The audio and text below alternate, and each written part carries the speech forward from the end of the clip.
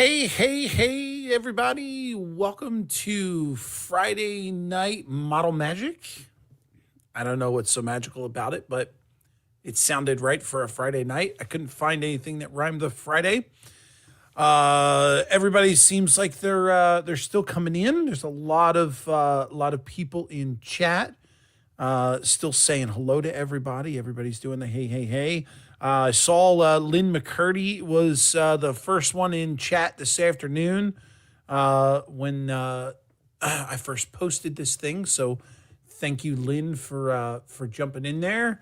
I see a lot of normal people. I see someone who I haven't seen in a long time. Steve Childers is in the house. Welcome, Steve. Thank you for stopping by. I appreciate you being here. I don't get to catch your show too often. For a while, I was not able to catch a lot of shows, and now I'm starting to get back into it. And hopefully, I will be able to see a lot more than what I was before. That being said, I got a couple of things that I want to do tonight. I actually want to talk about something that I saw from Bob over at PK&W Model Werx that has to do with projects.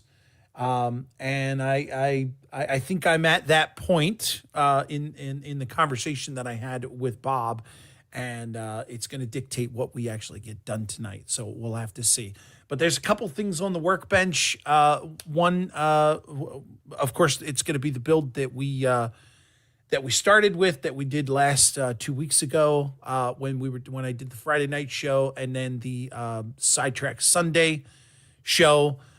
Which, again, just a reminder, this week here, obviously, I'm on Friday night, and I will also be covering Sidetrack Sunday this Sunday. So tune back in on Sunday for my show right here on the Fultz Bailey Model Railroad. And if you didn't know where you were, or you just joined in, you have no idea who I am. I'm Rick Bailey, and this is the Fultz Bailey Model Railroad channel. Over here, I right now I am only in the position where I can build models and show them to you and give you my tips and my tricks, and hopefully we can learn something together. If not, hopefully I can teach you something that I know that I've picked up from somewhere else, because none of these ideas are mine, and we try them out here live and we see if they work. And I give you guys updates on every live show that I have on how things are working out. So we're going to do an update on the bridge that I was building. I think we're at the very end of that. So that hopefully will get completed tonight. We'll talk about the building that we were building, which still has no name. And then we may even open up a new kit and get a new kit started. So we'll see how that goes. But first, as we do with every show, the beginning of every show, I tell you how it's going to go, and then we have to flip over and see the lady of the night, and make sure that she's okay and get her involved. So stay tuned. Here we go. Here comes Rita.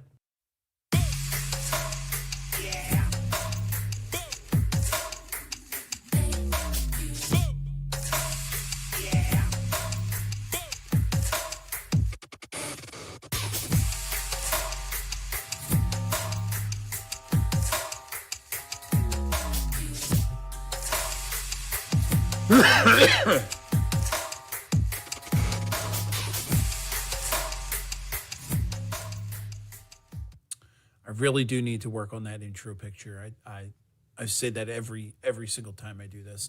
I have to cover it up because I'm not exactly sure how to edit it at this point. I don't have the original. I don't think I have the original file. Or if I do, I don't have it where I can pull it apart. Anyway, now that Rita's come and gone, as beautiful as she is, let's roll up and do, let's look at the participant list and see exactly who's here. Not that many on the list yet. I know you guys are still rolling in, but it is a small list. And let's just roll through it. Again, if you're here and you don't see your name on the list, say something in chat so that it picks you up so that I can say hello and all the other guys here can say hello to you. You definitely want to be recognized. Right at the top of our list starts Almar. Welcome, Almar. Second on the list there is Backfire Epsilon. Welcome, sir. Thank you for stopping in. Right underneath that is the Colonel Cotton Belt. That is Jason over there down in Arkansas. DB Tech, that's Dave. He's a member of the Sidetrack Sunday crew. Of course, I'm on the list there, so you see me. Joe Rader is here from the Black Rock Central Railroad. And then there's Lynn McCurdy. Again, Lynn won the cookie for the night. He was the first one in here. Dwight Curley from the Curley Express is here, jumping in there and pushing my chat here. I'm seeing a couple people jumping above. Grandpa Rails just popped in. Welcome, Grandpa. Let's roll down here. Ray Ron VR is in the house. Nice to see you, sir. Right on top of that is Ron Moen. And right on top of that is Ron Montag. We're keeping all of our Rons together there. Russ Rockin' Railroad is in the house. Thank you for stopping in, buddy. Of course, Schuylkill River Valley. That's John 2 is here. Again, Steve Childers is here. Good to see you, sir. And Todd Armstrong, Trackside Action is here. First time I'm seeing Todd. Todd, welcome to the show. Nice to have you here. Glad that everyone's able to stop in. Just backing up here to see if I missed anybody. Dave BNSFN Scale popped in. Thank you, sir, for coming by. Appreciate it. I hope you stay for all of the fun and the folly that will probably lead to a disaster. And it looks like Willow Creek is back at the bottom of the list, taking up the spot for Wigwag. Don't know where Wigwag is, but we'll take Willow Creek as our last one here, and that's just fine and dandy with me. I believe I'm going to pop up the schedule here for February just so you guys have a reminder. Again, this Sunday, it's going to be on my channel. That's the 8th. Today's the 6th. It's Friday. We do this on Sunday. Sidetrack Sunday is going to be on the 8th. And then next week is going to be Brian. So make sure you check out Brian's channel next week. And then closing out the month of February is going to be Bob. And you notice that John's not up there because he's on a little hiatus. It's that time of the year when John takes count of, John takes some time off to do the accounting stuff. If I could talk, this would go a lot smoother. So best of luck to John. Hope everything is working out for you this time of year. I know you're very, very busy, but we got you covered, buddy. If you guys notice over there on the participants list and over in chat, there's a couple guys there that are up in purple, and it used to be a little wrench, but now it looks like it's a little shield. Is that something new? They took away the wrench and they replaced it with a shield. But these guys that are in purple are the moderators for my channel. The Sidetrack Sunday crew is also the moderators, and there are a few that aren't here tonight. But these guys are here to keep me on track, which usually never happens, but mostly to keep you guys in line. I'm just noticing here, I'm just going to scroll back up and see if there's anybody that popped in. Derek Alexander is here. Welcome, Derek. Gerald Stewart is here. Haven't seen you in a while, my friend. Thank you for stopping by. Appreciate it. John Train BFGR is here. Welcome, sir. Rail Artist is in the house. Good to see you, my man. And I believe that's it. Let's flip over here. I'll tell you what, let's go right over to the side cam because we're not going to spend too much time on the main cam because I already told you what we're going to get into, and we'll get into that shortly. But I do want to talk about, let's go in chronological order. How about that? If you remember a couple weeks back when I first got back into the modeling, the first thing I wanted to do was finish up the kit of the bridge that we started well over a year ago. I had gotten most of it done. We did a live show where we took care of the roof, and then I did some work off camera where I did some staining on the roof, and I put on some trim pieces, and now we are here. Pardon the green screen; it's cutting out the green moss that is on top of the roof. But this is where we are with the bridge. Now, I should have brought up a picture of the way the bridge actually is from the manufacturer, who is Mud Creek Models. There's two pieces, one on each side, that are missing that are currently somewhere in storage. I'm not exactly sure exactly where they are. All I can tell you is that those pieces were made of MDF, and when I originally had them on the build, I went and I painted them when I should have sealed them first, and they kind of warped. So the reason I took them off was because I wanted to see if I could straighten them out, and they got jumbled up in the move. So I came up with another idea. I'm not 100%. I am 100% on it on one side, and then I have another argument where it's not 100%, and it's just my perfectionism that's keeping me from that. Here's what I did. The piece that has to go on the side is, let me drop you down to the overhead. So here's the bridge. Zoom in a little bit. The piece that's missing is a piece of wood that arcs from over here in the corner, comes up around the mid bridge, and then comes down on this side. I'm not 100% sure if this piece is just decorative or if it has a structural purpose to it. But it does on each side. It looks like, from the picture from the manufacturer, it does look like it touches the embankment wherever you're going to place this bridge. So again, it's on both sides. So I don't have those pieces, but I came up with an idea. Canadian Locomotive Logistics, welcome in. Thank you for stopping in. I appreciate it. Just popping in to say hello. Well, hello to you too. Good to see you. So I came up with an idea, or I was trying to work it out mathematically at first to see if I could find a way to replicate this thing. And what I came up with was using, I said to myself earlier that I should get this piece out, and I didn't listen to myself, and now I'm over here struggling to get it.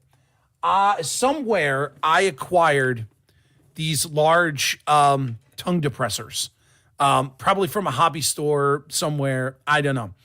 But I started looking at these, and I'm noticing that I probably have enough room on here to get that arch both horizontally and vertically.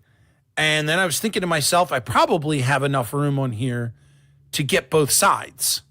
So I started doing some math, and I was doing some measurements, and I drew a line and cut it in half this way, and I cut it in half that way. And then the way I did the math, I traced back how far this curve goes, and I got myself a straight line there. And then I hand drew an arch.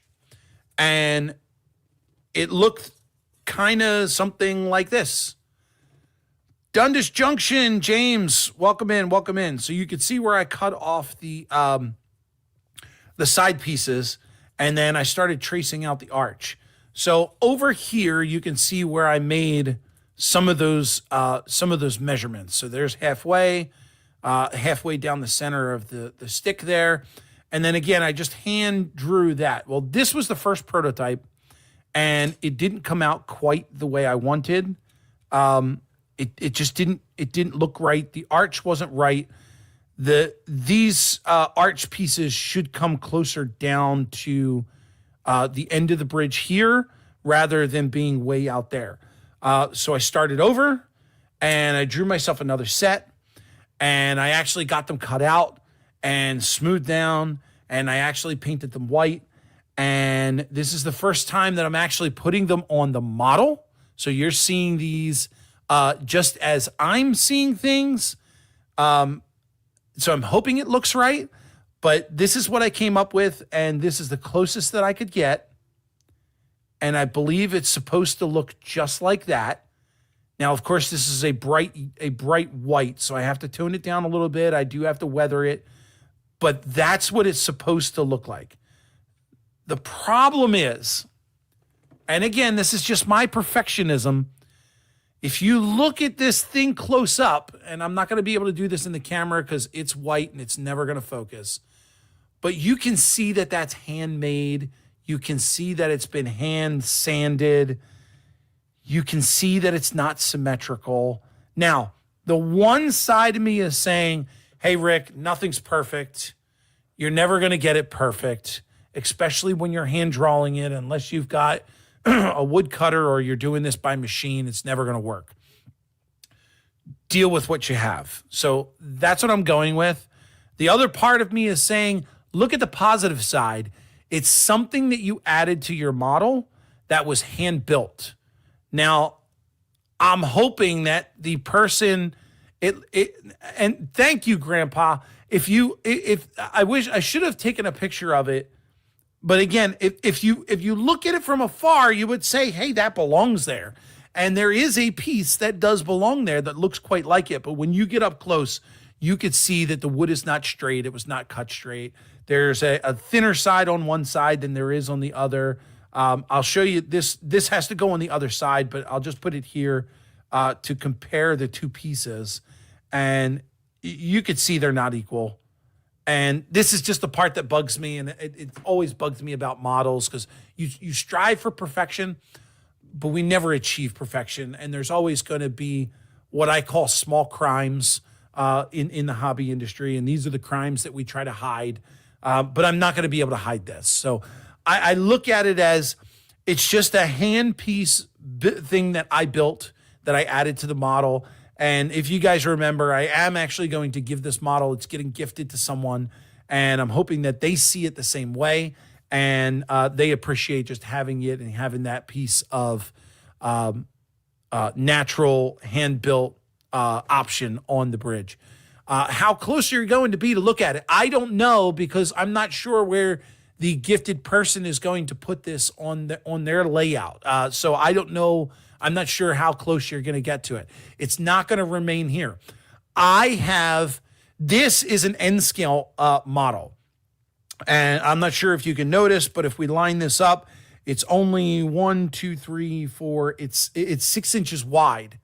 And it is for N scale. So it's not going on my N scale layout, but I do have the same model in HO scale that I bought from Mud Creek Models. And I'm eventually going to build that and put that on my layout when I get a chance to rebuild that. So that's how it's going to go. So I'm just going to glue these things on. I'm going to get in touch with the new owner and get the shipping address and get this shipped out. And I'm going to ask him if he can just post up a video showing that he got it, maybe show it on his layout if possible, if that's even a thing. And hopefully the next time you see it, it's going to be in the arches look like the radius of a 5-gallon bucket.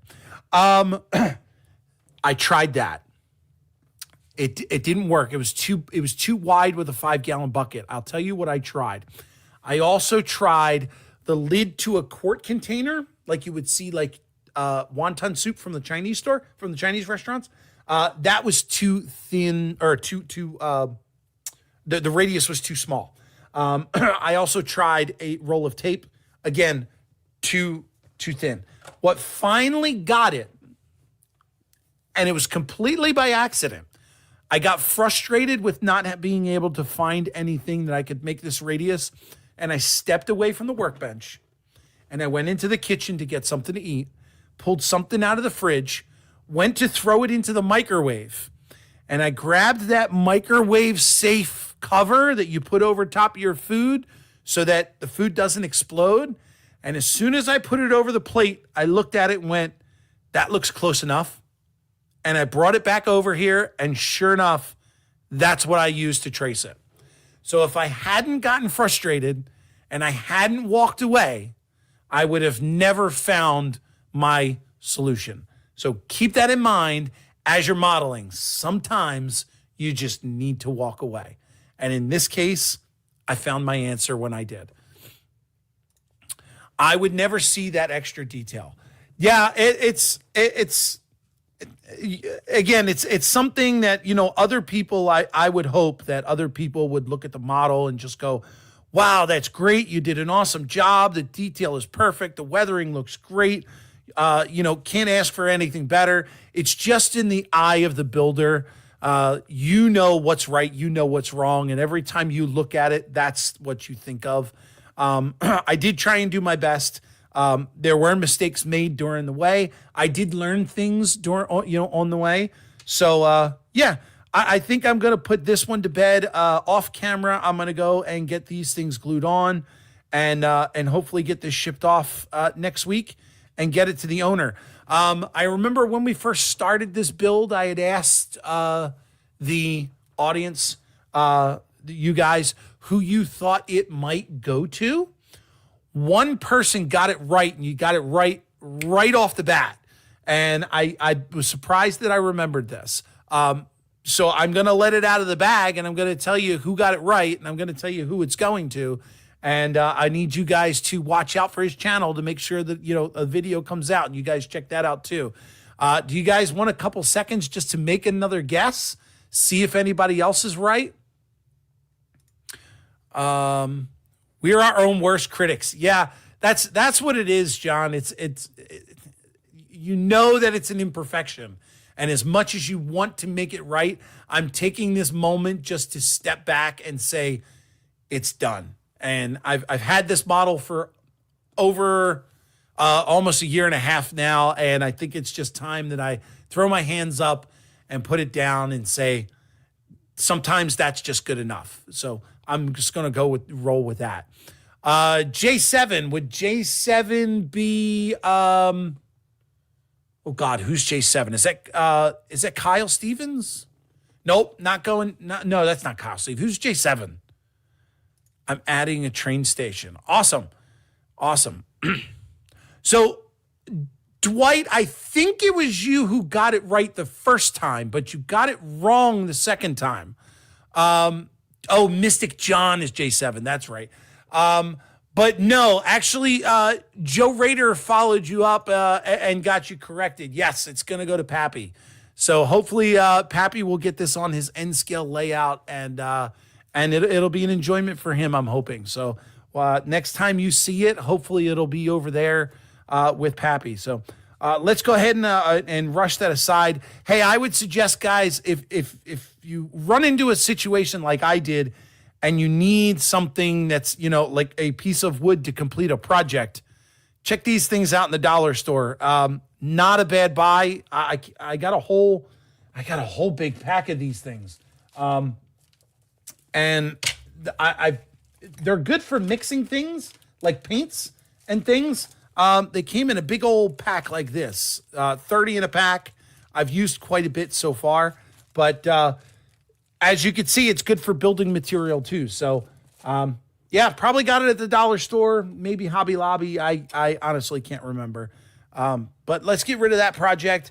Let's roll over to the project that we've been working on, which is this building here. I have a package for those. Good for lots of things. Yeah. So this is the building that we've been working on, and you can notice that, it's all put together now. It's all glued up. That's something that we were working on before. I did get to glue in the windows. So all the windows are in, and you'll notice some of them have, remember we were messing around with the glue, making the windows, and there were a couple of them that popped. And then there were a couple of them that I purposely left empty that I popped. And I think it came out great. I was also able to get the doors on, and you'll notice here there's two of them where I purposely cut with my utility knife. I cut lid cracks in the acetate there, and I actually cut a chunk out there. Something strange happened that I think is actually a small blessing. Originally, I went to fit the doors into the opening, and it was a little too wide. There was a gap in the middle, and I didn't notice it until I had the one already glued in.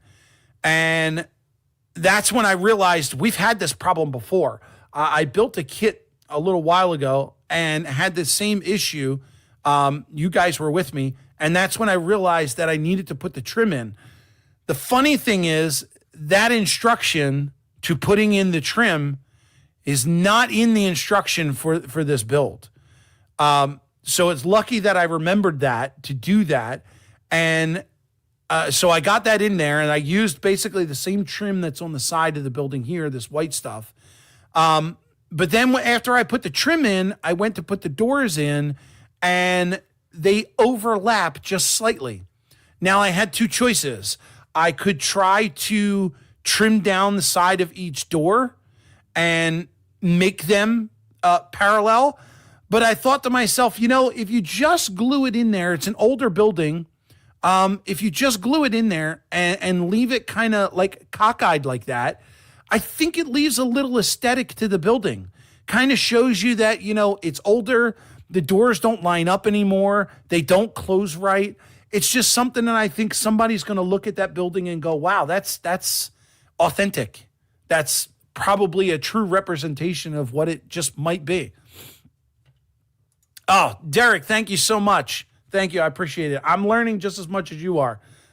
So it's every day is something new. I do have the last door here that I haven't taken off yet because if you remember, I actually want to glue this one in and have it open.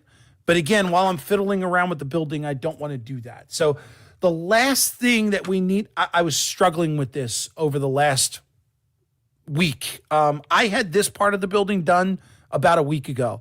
I think I actually completed it the weekend after we glued it. But I've been struggling with the roof because I know at least once or twice on this channel, I've shown you how I do tar roofs, and I've shown you guys, thank you, Matt. I appreciate it. Thank you so much. I've shown you guys how I use the gravel to make like a gravel topped roof, just basically end scale. Well, this is not end scale, but what I did was, I remember doing this with you. I had end scale, God, what is that stuff? I'm calling it gravel, but it's got a name. Ballast, end scale ballast. You just glue the top of the roof, paint it black, put glue across the top of the roof, sprinkle this on the roof, let it dry. You got a gravel roof. It's really easy. If you don't have an idea of what you want to do and you don't have a lot of accessories that have to go on the roof, that's a good option. I'm going to give you another option in that same line. If you do the gravel roof, depending on the building you have, now it wouldn't work for a building like this because this is very like northeastern, dockside, colonial built style building with the clapboard on it. But if you've got more of like an industrial building, what you could do is do the gravel roof and then again, either get pieces of wood or you can even get styrene and cut yourself out little tiny squares and put those squares on the roof that go to like a hatch, or if you have a part that maybe came from another kit or that you could build another kit that actually has like a door access on the roof, you could use those little pieces as stepping stones going to like a piece of equipment on the roof, whether it be a generator or an AC unit or something along those lines, because you do see them on a lot of the taller buildings in center squares. I remember when I used to work in Wilmington, Delaware, I was in a high rise and there were many buildings that you could look down on. And a lot of those buildings had those gravel roofs with those stepping stones to get to the AC units. And that image is always stuck in my head because I had never known it existed. Derek Alexander says, Joe Rader, how was your birthday? I wasn't aware that it was your birthday, but if I'm a little late, happy birthday, Joe. I hope it was a great birthday. The other roof that we did together, that you've guys seen me do, is just plain old construction paper. What I normally do is just put it here on my cutting mat, and I cut strips that are 1/2 inch long and cut them in several sections, and then glue them right onto the roof board. And you want to go from, it works better when you have a building that has a pitched roof towards the back, and you want to start from the back and go up. So however you put it on your piece of cardboard, you're going to start at the bottom and then layer them on top of each other. When you get to the top, you can cut off the flip it over once it's dry, cut off the excess from each side, and then all you've got to do is glue that right on the top of your building. And then from there, you can put on your accessories. Some of the accessories that came from this kit, there's a little stovepipe that will go on the side of the building. I've got to drill a hole for that. There is a vent. I believe they call this I was going to say a gravity fed, but it's not. It's a wind fed vent. As wind passes through it, it makes it spin, pulls the air out of the building. There's also a rooftop stovepipe vent there. And then this one here is something similar to this, just in a different fashion. I believe the actual unit spins inside. But all of these things would be attached to this building once I get the roof completed. And this leads me into the conversation and actually a video that I came across from Bob over at PK&W. Hey, Ray, good to see you, buddy. Thanks for stopping in. Appreciate it. Bob put out a video a little while ago, which I believe was titled, or at least the message of the video was, it's okay not to finish a project. And he went through these different scenarios of how this situation could occur, and even gave an example of another modeler. I can't remember the name of the channel, but this modeler built model airplanes. But his fascination with the hobby was just building the plane. He didn't go as far as painting it or decaling it or finishing it anyway. He liked to just build the plane. And then he would either give those planes away, or most of the times, from what Bob said in his video, he would just trash the plane. It wasn't something that he wanted to keep. It wasn't a keepsake. It wasn't a memento. It was just the enjoyment of building. And that's what this gentleman did. Now, I will eventually finish this, and I think what I'm probably going to do is the tar roof. But I don't want to bore you guys with it, because I know you and I have been through this at least 2 or 3 times. So the conversation that I had with Bob was, I'm a 90% project person. When I can get the project to, say, that 90, 95% mark, when I can see the ending and I have it in my mind and I know what this building is going to look like, something triggers in my head and says, it's finished. I know what the end result is. I know what it's now going to look like. The picture is clear for me. So setting that building aside and not finishing it would be okay for me.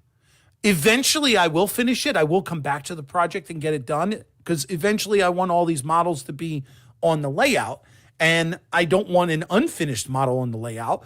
But I'm that 90, 95% guy where I will get all the way there, and there's the finish line, and I know what it looks like. I don't know if you want to say I lose interest of it, or whether in my head, I can see the completion point, and that's good enough for me. And it's just a mindset that I've always had. Right or wrong, good or bad, it's just there, and I'm stuck with it. I've tried to change it, and I've tried to do better, and in some cases I have. Other cases, it really just doesn't matter. It doesn't matter at all. So now that I've been gabbing along for 35 minutes, and haven't done a thing. CP365 Productions, welcome in, my friend. I think we're going to move on to the next kit because it'll allow me to get something done. Oh, something else I did.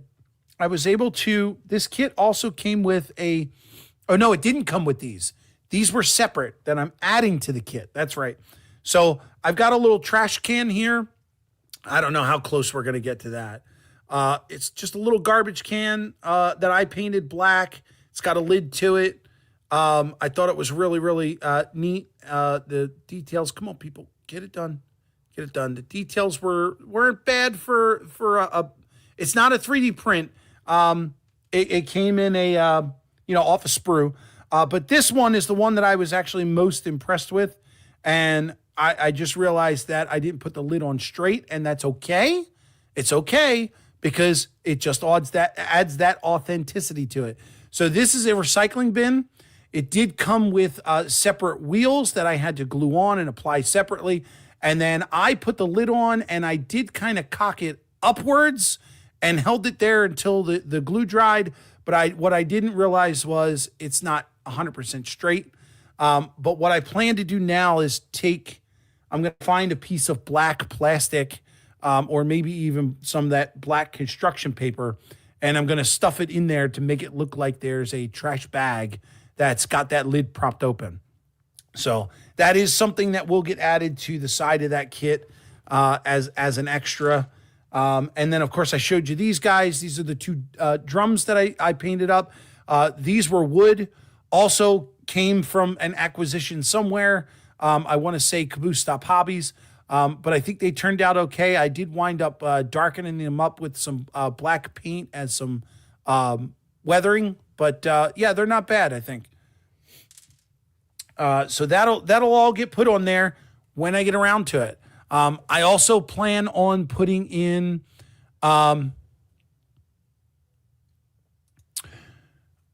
you don't have the room to have that many partial projects. That's true. I don't. So they're going to have to get completed, or they're just going to go in shoe boxes until they get on the layout, one or the other. But yes, that's a great point. I don't have that kind of room. Thanks, Tim. So how about a little raccoon head sticking out of the can? That's actually pretty cool. That's a great idea. Maybe I could probably, I'm wondering if I even have them. I used to be a member of the Mini Prince of the Month club, and I might have a raccoon. I'm not 100% sure. I got to go back and look. But, of course, all that stuff is in storage. But, yeah, great idea. Thank you, Derek. I'll keep that in mind. So let's zoom out here for a second and take a look. The next kit that we're going to build, again, it's another Foscale model kit. And this one is called Nate's Batteries. It is kit number KOM47, and it is HO scale. So that's what the kit looks like. Triangle supports. Oh, it's pointing to the, I was just reading the notes that are here. It's roof and triangle supports is what they're pointing to. I'm guessing that's somewhere on here. But this should be another quick and easy build. It looks like it might just be the four walls and some doors. I'm really excited to do this this big door here. I haven't done a kit that has one yet, so that'll be new. Although I'm sure it's just like gluing on every other door, but definitely something I'm interested in seeing.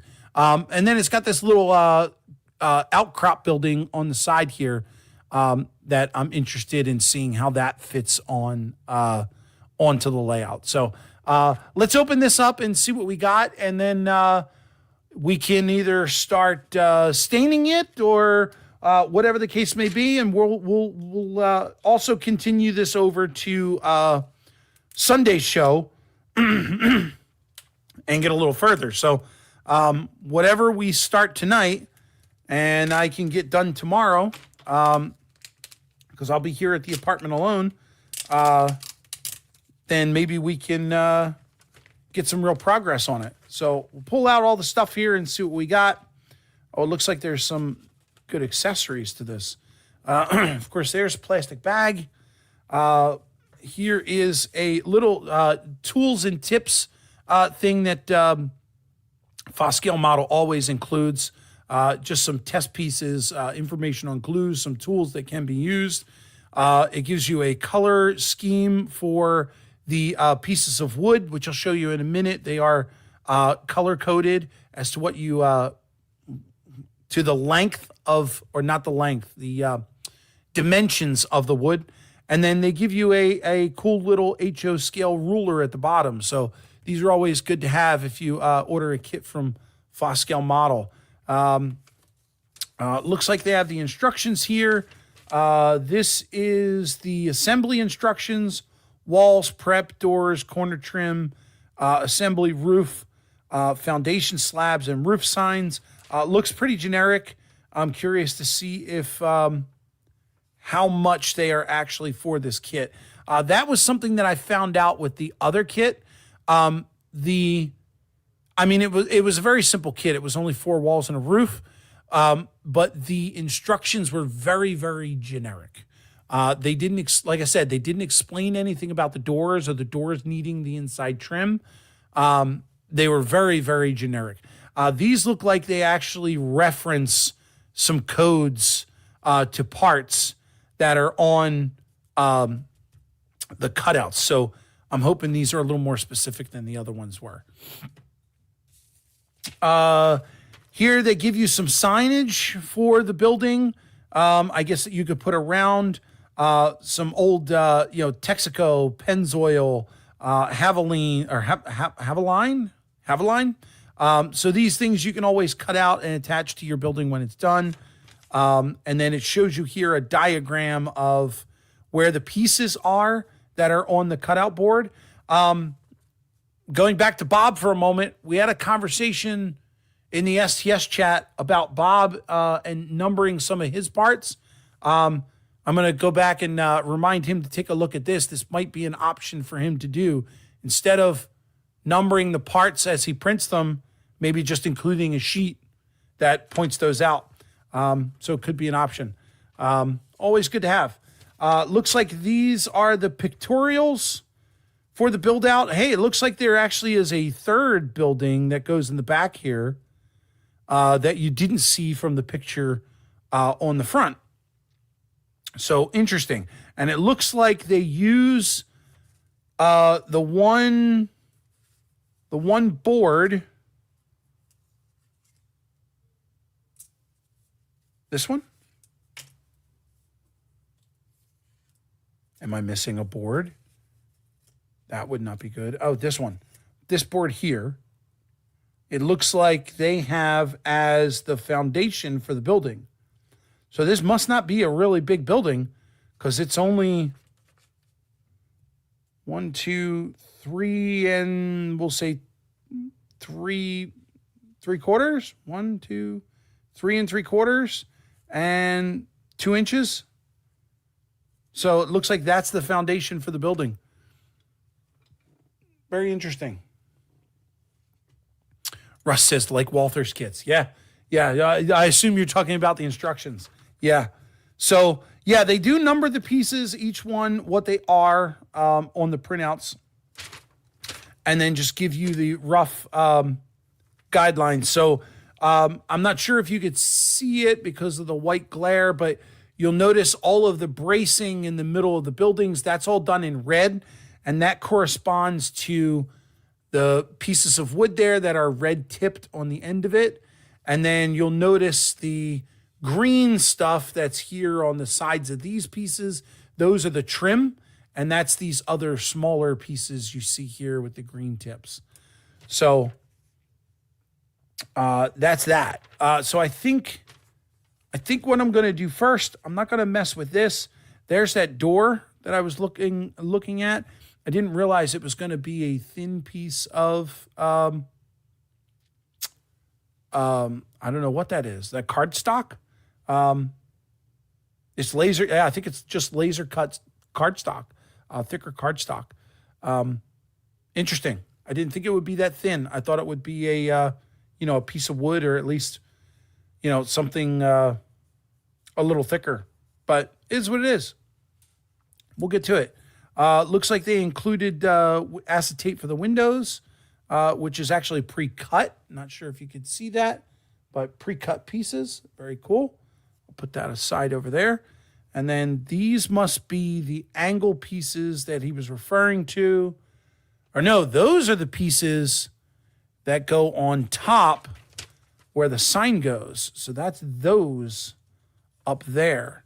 Not sure. 112 triangle supports. Where is 112? Oh, that's those. So those are for the awning over the door. Interesting. And then the roof is 303. And 303...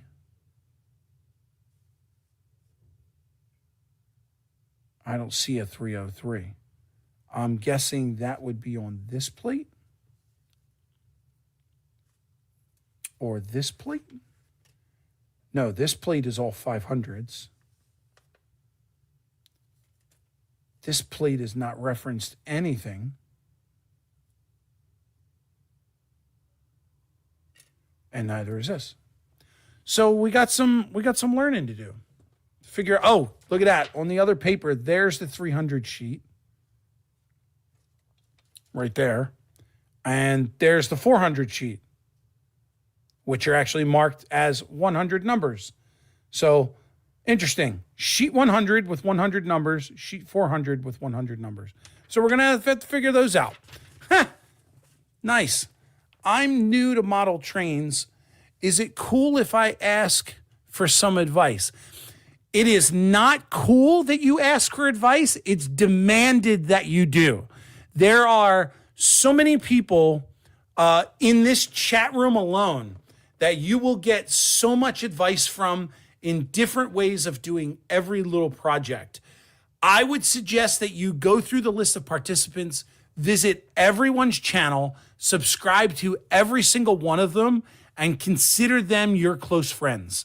They will help you in any way possible. I will vouch for every single one of them, maybe except for that Curly Express guy. Watch out for him. No, Dwight is great as well. But yes, please ask questions. I will try and answer them. And if I can't answer them, one of these guys in chat will. And by the way, it looks like the Airman Ragger is the name. If you wouldn't mind, just share with us your name so we can address you by name. Maybe tell us where you're from in the country. It's always interesting to know because there are people here from all over the United States and other countries around the world. So it's nice to have you here. Welcome to my channel. Welcome to YouTube and these bunch of guys. I know they're all waving and saying welcome also. All right, we'll jump back down here. Let's get some of this cut. Oh, the last thing in the box. Oh, it looks like, so they give you this thing here, which looks like an oil drum and a rack of tires. And there's some items sitting on top of the shelf, which is actually a pretty cool 3D printed detail. Very nice to include there. And there's also a trash can, a better looking trash can than the one I made. I'm going to try and keep and pay attention to some of the things that AJ, I believe, was the name. AJ's the name from Virginia. I saw there's a guy who used to be, I believe his channel used to be named Bill from Virginia. Very good modeler. The last I checked in on Bill, I think he moved somewhere to like Thailand and is now building something, another layout in Thailand. But yes, you do have people from Virginia or in the area. There's a gentleman, Joe Rader is right in the Maryland area. There's also another one of our guys from the STS Crew who is in the Maryland area. That's Ray Boebel. He's the creator of our STS show. Definitely keep the Sunday night 8 o'clock time period free for yourself, AJ. We've got a group of guys who go on every Sunday night at 8 o'clock. If you look in the description of my video, you will find all of their channels. And definitely check out all of these other guys that are saying hello and welcome and all those other good stuff. Is the Easy Track stuff any count or worth buying? I'm going to give you my opinion. I'm seeing a lot of new names in here. I'm going to give you my opinion. The Easy Track stuff can be used. It all depends on what you're comfortable with. But there's another guy in the hobby, Sparky. Sparky107107 is his YouTube handle. He uses the Easy Track for kind of laying out his rough layout before he comes back and does cork row bed and flex track. So if you want to build your layout with that, that's all well and fine. If you plan on covering it up with actual ballast, no one will ever know. And if you wanted to keep it just for, the purposes of just laying out the layout to see what the track plan would look like in actual, scale, that's awesome too. I'm not going to get to this model at all because I'm seeing names. Hang on a second. This guy. I don't know how that's pronounced. I see John in there. Is it Sean John? Anyway, it's the first time I've seen your name. Welcome to the channel. I hope you have a good time. FVRR Scott. Welcome to the channel, my friend. It's good to have new faces here. Say hello to everybody in chat. They are just as nice as me, hopefully. Stay away from the black road bed Easy Track. Dave BNSF, give us some info on that. Why should we stay away from that? Okay, so the other thing that was included in here was a little stovepipe thing, just like the other one that came in the other kit, just a little bit different. This one's made of, I think both of the other ones are made of metal. Anyway, let me move on. I only got like 10 minutes left. This is what they give you for HO scale roofing tar paper stuff. So what you would do is you would paint the back side of this black and then use their reference lines to make your cuts. I made the mistake of saying, well, if you paint this black, how are you going to see your lines to cut it? I never thought of turning over the page. So mark that up for me. I'm an idiot. Also, AJ, if you look in most of these guys, if you go to their pages, if you look in their about page, most of these guys have some way of contacting them, whether it be a Facebook link or an email address. I know my email address is out there. If you have any questions on model building or DCC or DC layouts, if one of us don't know the answer, we certainly know who does. C&EI John. Awesome. Now I know. Chessie System and Clippy Fan. Awesome. Welcome. Easy Track, easy, but more expensive and not realistic. But it's fun to play with. My son, I bought my son an Amtrak Bachmann set a couple years ago, maybe about a year ago. And that has the Bachmann Easy Track, and that's what I allow him to play with. He can put it together, take it apart, and it's good for him. Black road bed uses steel track. Gray road bed uses nickel. Interesting. Very interesting. Use what you like. I like that because what we always say around here is it's your railroad. You build it the way you want. It doesn't have to be what everybody else thinks is better. It's your railroad. If you can deal with it and you know what your mistakes are and you can live past those, then it's good enough for me. It's good enough for you. I use the old brass track. It's cheap and it works for me.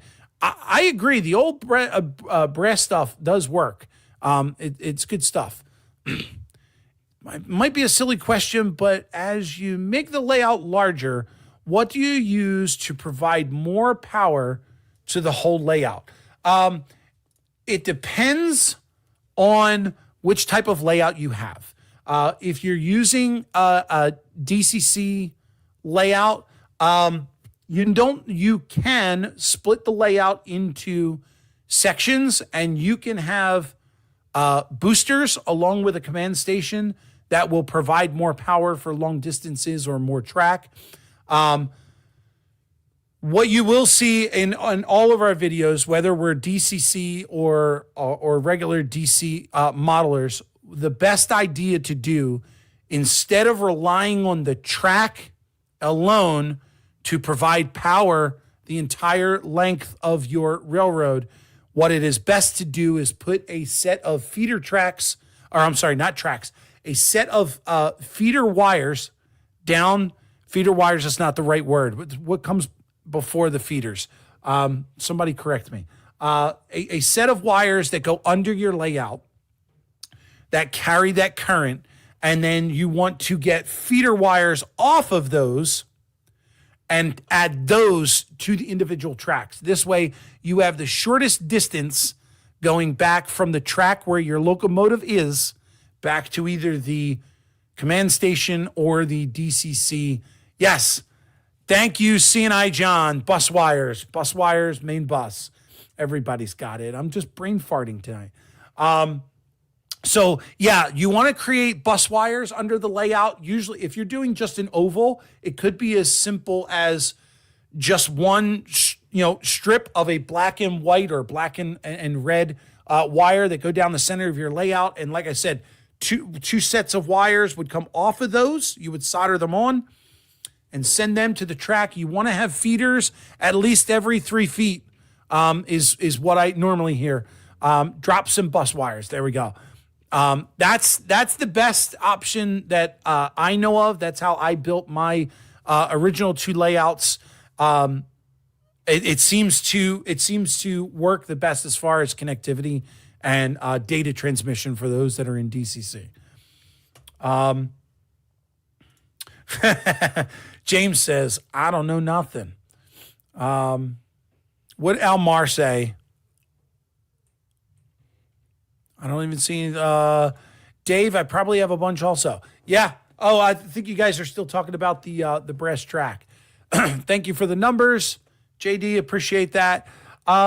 Listen, I'm not gonna. I thought I was gonna get into this, but I started gabbing the entire way through, and I don't want to keep you guys here forever. It is 9 o'clock. It's the top of the hour. At least we saw the new kit. We know what it looks like. I'm going to go through the rest of the night. I'm going to read the instructions. Can't remember the name, but Larry Puckett has a book on track wiring. Yes, he does. Larry Puckett is a great modeler. Check out his channel. I believe the channel is actually called Model Railroading. Great channel, great guy. He's covered almost every topic that I can think of in model railroading. Didn't mean to hang up your building. That's okay. You're not hanging me up at all. It's great that we could get you acclimated into the community, and it's great. I will be back on Sunday night at 8 o'clock. I'll be doing the Sidetrack Sunday show. So I'm going to go through and I'm going to read these instructions, make sure that I have all the parts that I need, and make sure that I know exactly where all these parts go. I will get them braced up and ready to go for construction. And then Sunday night, we'll do something different. Yeah, it is very, very easy. See, this is why I need moderators. These guys over there in purple, they got to keep me on track. That's why. Yeah, James will go live on Monday. Check out his channel on Monday night. And let's float over back here to the main cam, because all my other buttons are over here. And I'm over here, and my microphone didn't come with me. Dwayne from the Fork and Spoon, welcome in. You just came in at the last second. I was just about to hit the button, and hang up on everybody. I am calling you for the night. Again, I'm on Sunday night, this Sunday, 8 p.m. right here on the Foltz Bailey Model Railroad channel. We'll get back into this kit. Hopefully I'll have something done that's useful that you guys can see, and we'll go from there. Thank you guys so much for joining me. I'm going to roll the outro here. Right over here, you're going to see a link to one of my videos. Right below that, I'm going to put a link to a playlist of mine. And then right below me underneath, you're going to see that link to subscribe. And always remember, hit that thumbs up. Thanks, everybody.